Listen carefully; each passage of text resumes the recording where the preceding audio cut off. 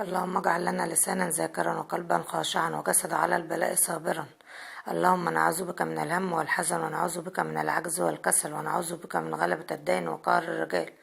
اللهم استرنا فوق الأرض وتحت الأرض ويوم العرض عليك. اللهم استرنا فوق الأرض وتحت الأرض ويوم العرض عليك. اللهم عافنا واعف عنا، اللهم عافنا واعف عنا، اللهم عافنا واعف عنا.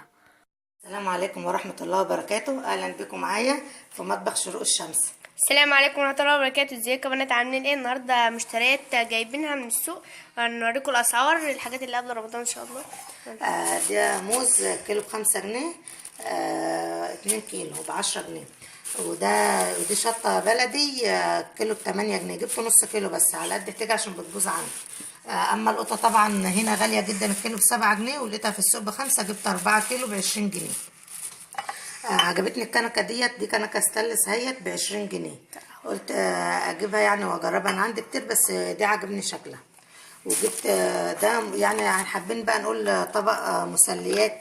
للمسليات نحطها في صينيه كده، مثلا من كل شكل واحده كده نقدمهم في صينيه للمسليات. ماشي، هينفعوني في القناه اقدم فيهم المكونات بتاع الاكل برضو، هتبقى حاجه شكلها حلو كده وشيك وجميله. وكمان جبت علب التلاجة ديت علبة ب6 جنيه ونص، برضو لقيتها رقم 5 وخامتها حلوة ب6 ونص، والعلبتين دولت على 8 جنيه الواحدة. وجبت العلبتين دول كمان، احط فيهم خزين ولا احط فيهم اي حاجة، الواحدة ب15 جنيه. تمام. اما دول بقى اللي مفاجأة دولت ال4 دولت ب10 جنيه.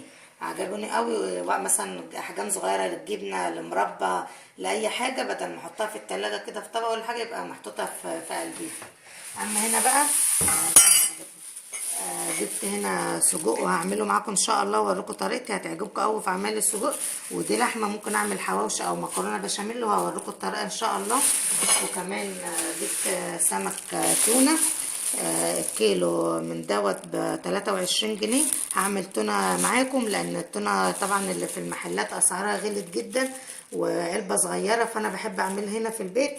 الحاجات دي كلها بعملها فينو، تونه، اي حاجه ينفع ان انا اعملها في البيت بعملها، لان الحاجه بره اسعارها غاليه جدا، ودي بتعمل كميات حلوه وتقضينا. وان شاء الله الفيديو يعجبكم، ولما اي حاجه اجي اعملها من دولت هوريكم الطريقه ازاي باذن الله.